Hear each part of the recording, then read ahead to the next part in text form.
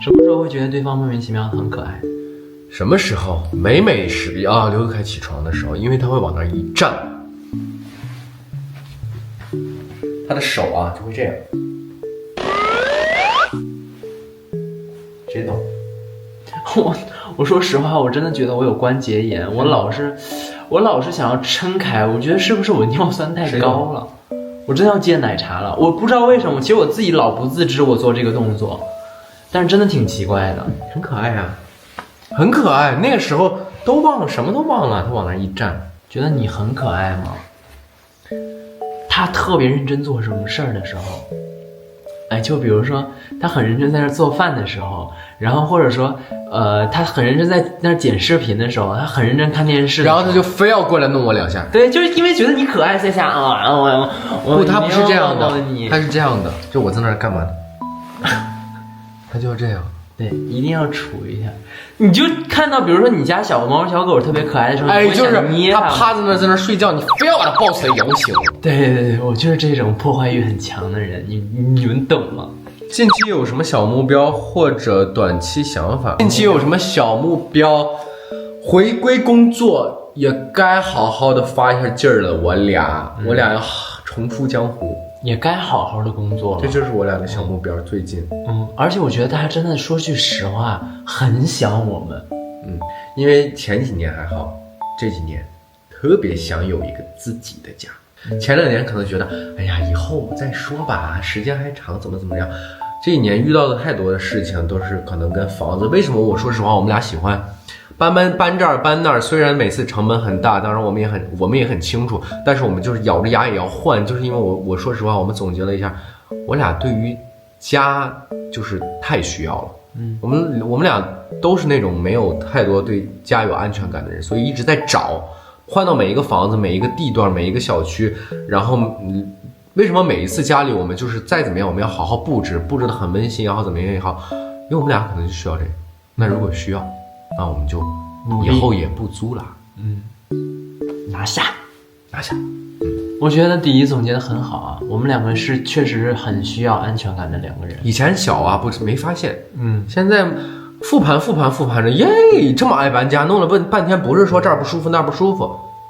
下一个问题啊，这么多年会不会有很多讨厌对方的瞬间？是怎样调节情绪的呢？讨厌对方的瞬间啊，也算不上讨厌，我觉得可能最恨得牙痒痒。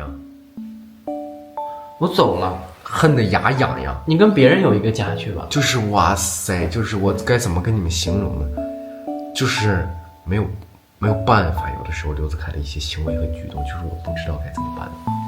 爱恨是一体的，你爱的是多深，就恨的有多切。但这都不重要，这太正常了。就一段恋爱关系里啊，爱呀恨呀，偶尔的讨厌他呀，偶尔怎么这都太正常了，这太正常了，我觉得。对啊，你吃饭还有酸甜苦辣咸。对，就如果你谈一段恋爱，其实里边全只是爱，全是都是特别美好的，那我说实话，我觉得有点无聊。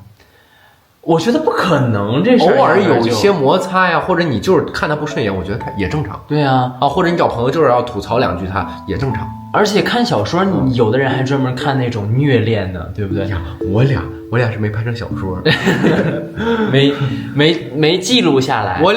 我跟大家大概形容一下，我俩这么长以来的整段恋爱是个什么节奏啊？就像你们看电影一样。一会儿哭，一会儿笑，一会儿又乐得肚子疼，一会儿又哭得疯了，一会儿又特别平静，然后又撕心裂肺了，然后又兴高采烈了，反正就是过山车。对，就那样，我觉得也挺好。只是我们没有把生活上的鸡毛蒜皮都跟大家讲，对这种琐事啊，或者不好的事情啊，苦的事情都讲出来。会不会觉得像养凯凯像养小孩子一样很可爱？哎呀，我的妈呀，养小孩原来这样。蛮可爱的，也是一种不错的体验。会呀，当然会呀。所以说我说呀，一会儿我觉得他特别可爱，一会儿恨得牙痒痒。但是也不能说我一直在养他吧。我觉得这东西是相互的，就这东西全是2个人互相衬托起来的，也别老说是我好像他怎么他一样，也没有。真正的爱是什么？2个人都很包容对方吗？不知道，暂时的我不知道，就是真正的爱是什么。不知道，但是在凭着感觉探索。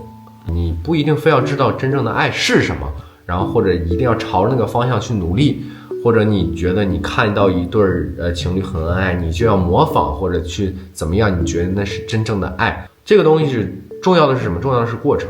你过程感觉到了，就像我说的，你如果坐在暖气边上，你感觉不到热，那我觉得那肯定是不对的。但是如果你感觉到了热，你再去评判它，评判到你说我该不该坐在这个暖气边上，你就不用了，你就是感受到它的热度就可以了。我觉得这就是好的。你感受到的爱就是真正的爱，而且每一个人的感情经历都是不一样的，就是这也是爱情的魅力啊。是这样，就是一个爱你的人，不管他懂不懂什么是爱，不管他是有没有接触过或者怎么样，起码你知道的是，他想把最好的东西给你，他会注意到所有你想要的细节，包括说，比如说你吃东西什么不爱吃，什么爱吃，你可能说一遍他就记住了。这东西不需要教，就像你对小狗小猫一样，你就喜欢它，你就想给它买特别好吃的东西，给它买小窝，给它买衣服，给它买这，它有说话吗？它没有说话，那你怎么会了？你都不会啊。你也会去查资料，他不会说话呀，你就上网查他为什么这样，他为什么这个情绪，他为什么又掉毛了，又不舒服了，或者立耳了，摇尾巴，什么意思？那不都是你查出来的吗？他告诉你的吗？不是。下一个问题，问问宝宝们怎么在这个纷扰的时代，坚定的被对方选择的同时，也坚定的选择对方。坚定的被对方选择，你不用考虑，宝宝，你足够好，做你自己，自己就会发光，发光就会被吸引。你不用被选择，咱们不用一定要被选择，你够好，如果你对他也好或者怎么样的话就 OK 了。坚定的选不选择对方，那是你自己要去判断的一个事情，一定不要老觉得要被对方怎么样，没有必要。你只要不做违心的事情，只要对得起自己，对做的所有东西对得起对方，你就够了嘛。爱、自由、生活、生命怎么排序？这个很大的一个问题啊。你说吧，这次让你说。我选择吗？爱、自由、生活、生命怎么排序啊？我觉得肯定是先生命吧，有了生命才能生活下去呀。如果让我选的话，我会先选生命，然后爱，然后生活，然后自由。我跟大家解释一下为什么，就是我觉得生命肯定是第一位的，人的生命嘛，就包括健康也肯定是第一位的。然后呢，我觉得生活为什么会排在爱的后面？因为我觉得你怎么生活是你自己的选择。如果你热爱这个生活呢，你就会把生活活得很绚烂，很有温度。不热爱生活呢，生活就会变得很枯燥。所以我会选择先去爱，然后呢热爱生活。然后热爱完生活了以后呢，我就会更加自由，因为我内心是热爱生活，所以我是充盈的，所以我才是自由的，这是我的选择。现在生命在我这里肯定是排第一位的啊，身体健康是第一位，然后其次是什么？我觉得其次是生活。为什么呢？因为你要经历过生活的奔波，包括当然啊，我不说那种就是一生下来就是那我就不说了，咱们就说大多数跟我们一样的就是大家，我觉得第二个把生活放在这儿，就是我觉得生活你需要去体验不同的工作也好，环境也好，然后为自己去积累财富，因为我觉得这是很重要的，但是它很现实，只有你积累到一定财富了以后，你才能跳到自由，而自由了以后，你就可以去体验更多的东西，更多的东西包围了你以后，那个爱自然而然它就来了，你也会更正确的，我是觉得啊，你可以更正确的感觉到它，还有更正确的去理解到它，而不用再去因为一些柴米油盐啊，或者怎么样啊，去把这个所谓的爱去好像要把它想得多么沉重一样。其实反正我是这个意思吧，就是我觉得一步一步，每一个都是每一个的地基，就是在我这儿，我觉得就是虽然爱排到最后一位，但是它是最重要的那个。说得很好啊。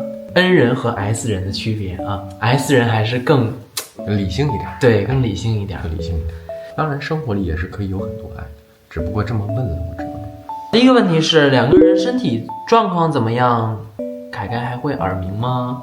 我会的，我的这个，因为之前发生的一些事情啊，我就是诊断出来我是神经性耳鸣，然后呢焦虑比较严重，然后这个耳朵还是他就是之前那个房子嘛，不是，就是每天半夜叮铃咣啷叮铃咣啷，就是每天半夜你睡着的时候，他就会2、3点，就这种声音，咚，他就一下，对我就老是这样，所以他就不行。因为我本身就是对敏感，对我本来就是高敏人群，所以我就是对这种声音什么的，他一吵醒我，真的一晚上睡不着，我就真的literally 从凌晨3点做到中午12点，然后再睡觉。你说这怎么更新？家人们，这怎么弄啊？那段时间真的没有，那段时间更是没有办法。就每天都是特别焦虑，特别烦躁。在上一个房子，你几乎有的时候醒了就出门，就不在那个家里待着。对，身体状态，我的身体状态其实还可以，除了耳鸣，然后还有一些精神上、情绪上焦虑的问题，其他的就没有了。我觉得我换了新家以后，其实是慢慢在调整，我最近状态好多了。然后我倒不错，你要不要分享一下？我倒不错，身体状况。我现在特别好啊！我现在每天都健康生活，然后每天都锻炼。我觉得我身体特别好。他现在真的吃的也健康，然后呢，作息也健康，然后整个人身体是革命的本钱，家人们。我就是那句话，你再把自己累成什么样，你挣了再多的钱，你身体不好都不行。生活节奏可以很快，但是我觉得大家一定是先要注意自己的身体。有些东西该减要减，不可能的吧？因为我知道大家其实也很不容易。我觉得就是尽量让自己起码有一个好的身体和心态，咱们尽量去控制，或者有休息的时间，咱们也别老要刷手机或者怎么样的，然后咱们去体验别的东西。现在对彼此最想说的话，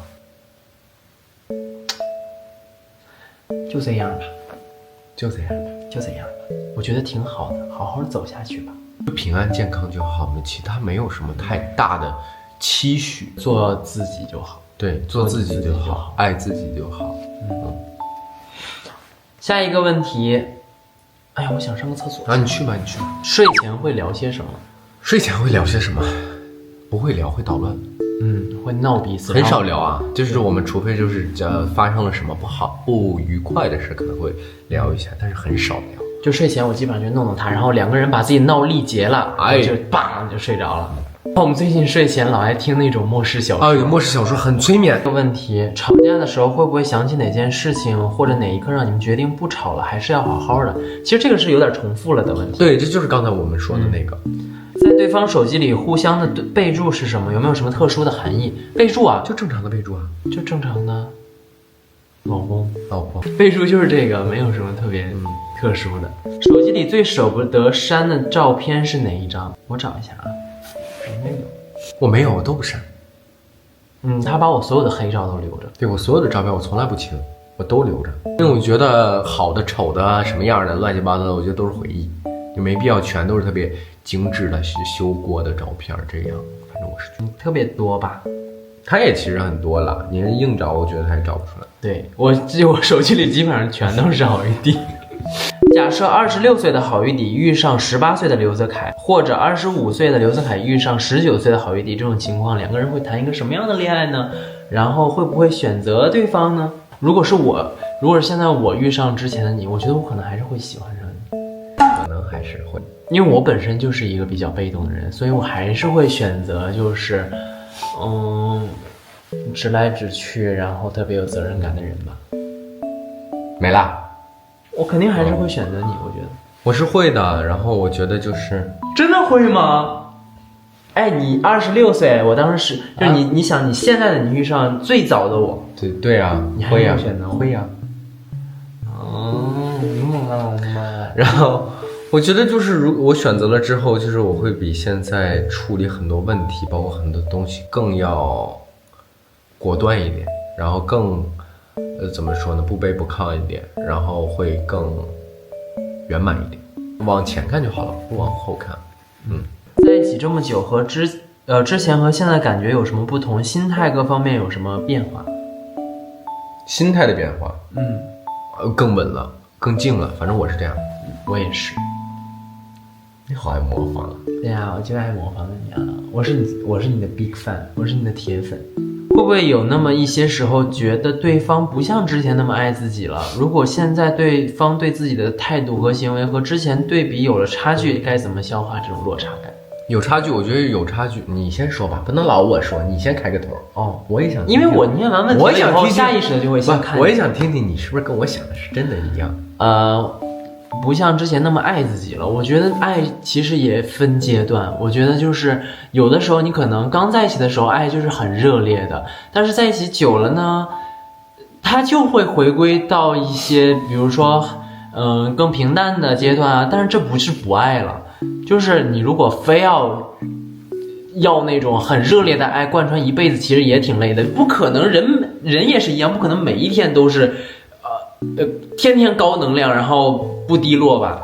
所以我觉得这个东西不叫不爱了啊。还有就是如果觉得有了差距该怎么消化这种落差感，我觉得忙一点吧，就是别太闲了，忙一点可能就不会有这种心态了。我是觉得就是人都是会变的，就是当然它是不一定是一个贬义词啊，就是我觉得人都是会变的，每个人都是会成长的，然后会有变化。我觉得他可能哪段时间可能没有那么爱我了，我觉得也 OK 啊。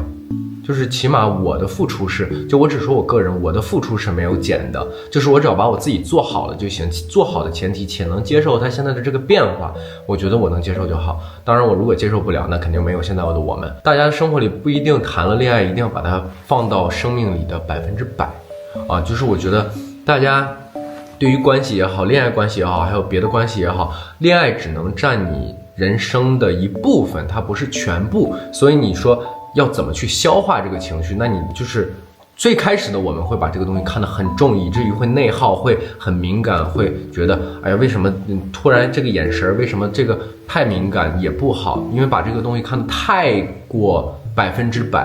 就现在我们其实相处的方式是恋爱占多少，各自的生活占多少，然后每个人的朋友圈占多少，然后每个人的家里就是父母占多少，然后自己占多少，然后这样一个大汇总了以后，你其实每天有很多的事情要干，然后因为我觉得人就是这样，你只有把这些东西都占满了，你这个人才是完整的，而不是说就只有自己爱人所有东西屏蔽掉，那你肯定会因为某一个瞬间，那对方压力也会很大，某一个瞬间他可能就是只是哎呀搭了个眼儿，你就会觉得他又怎么了，我干什么了，怎么这样，是不是不爱我那了，因为你没有别的事情，你只有这一件事情，所以我觉得这也不太好。宝宝，我真的在这一段话里听出来你情商真的比我高哎，你情商真的好高啊！我刚刚直接就是宝宝可能太闲了。现在的你们会给20岁的男生什么情感经验？20岁男生吗？我觉得男生女生20岁的男生女生吧，做好自己吧。哎，做好你自己的事，就是不管什么关系，现在最好的经验就是爱自己是首当其冲。有别人进来了，或者比如说你突然有了对象，或者你有了爱的人，但是第一位也一定还是你自己，因为你只有把自己爱好了，照顾好了，你才能有更好的能量去爱对方也好，或者得到对方的爱也好，更正向了。不然如果只是太过关注对方的话，你丢掉了自己以后，整个人会变得特别的暴躁、易怒、敏感，然后也没有自卑，然后也没有事情可以干，每天就只想着他，这样是不好的。最大的经验就是允许自己做自己，允许别人做别人。对，我是觉得就是包括弟弟刚刚说的爱自己，其实不是说让大家变得有多么自私，只考虑自己的那一部分，不考虑别人，就是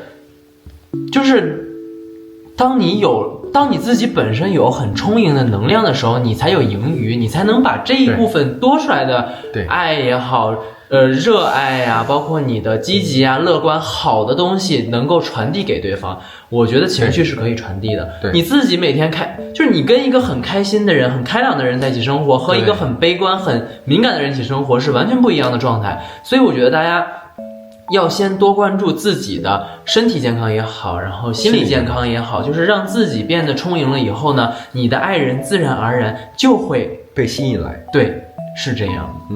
就是大家一定要，但不要倒贴啊。对，而且我是觉得就是你有这些时间，你多去提升一下自己，多看2本书，多去比如说看看自己下一顿要怎么吃啊，明天该干点什么，计划计划，这不是一件很好的事情，对不对？你不要老把这个注意力放在别人身上。觉得好的恋爱关系一定不是让你丢掉了自己，对，但是它不是自私。但是这样啊，可能不到50个问题，因为我感觉大家我们汇总了一下，好多问题重复了。对对方说过最狠的话是什么？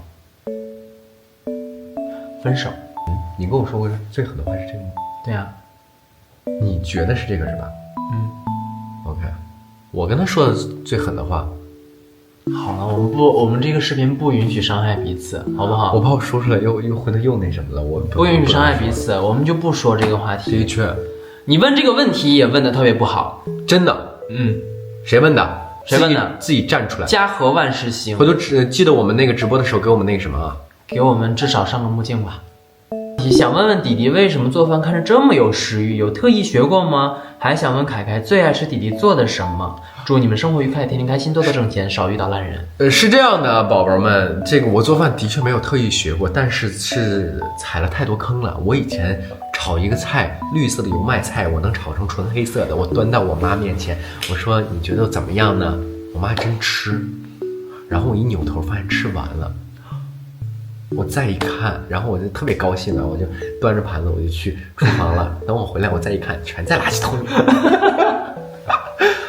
但也那怎么了？那善意的谎言嘛，那没法吃，那肯定咸成什么样？我以前倒那个酱油，恨不得半瓶子倒进去，倒完酱油，然后还要抓一把盐扣进去，那纯是踩雷踩出来的。我做饭就是纯是就是我跟你们说，他想吃什么我也不会，我就搜，然后照着做就 OK 了。但是我觉得做饭这方面确实你是比较有天赋的。你像我也可以看着那个，你还记得我有一次给你做那个什么鱼吗？那个煮鱼，然后我也是同样按照，比如说人家几克几克。不是宝贝，你上来就敢试这种鱼，我都不敢。我最开始做饭，我是觉得反正哪道菜都是挑战，都是挑战。那为什么不挑战更大的？直接煮了一个鱼啊，我连还要煎呢，那个鱼要先煎，然后再倒汤再煮。全部所有都是按照人家的步骤来的，结果做出来就是难吃，那没办法，这东西真的需要天赋，你有的时候不认不行。当然了，我还是可以好好学做饭给你吃的。那太好了，那太好了，很想吃。他最近在做那个减脂餐，他教给我怎么做了，我也有在努力尝试。你觉得我最近做的怎么样？很好啊，那牛排就是放到空气炸锅里，我说你帮我叮20分钟，就是电子的，就是1、2、3点3下，把它放进去就可以了，就真的做好了。对啊，很棒，好吃吗？有些人可能就是他可能会点错一个，然后就是时间少了他就熟不了。哦，那我拌的那个菜呢？那个菜很好吃，可以的。根本想不起来啊，我做的。我觉得他做的卤肉饭特别好吃。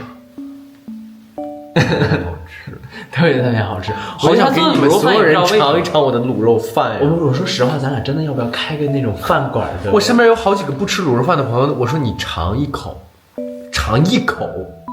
吃了，还有弟弟停不下来了，特别会做虾。忘了你做过一个那种拌的那种虾，特别好吃。拌着虾，我最会做的是炖菜。炖菜我不喜欢吃炖菜，因为我是北方，我就爱吃点炖菜。我不喜欢吃。你喜欢吃什么？其他都喜欢吃。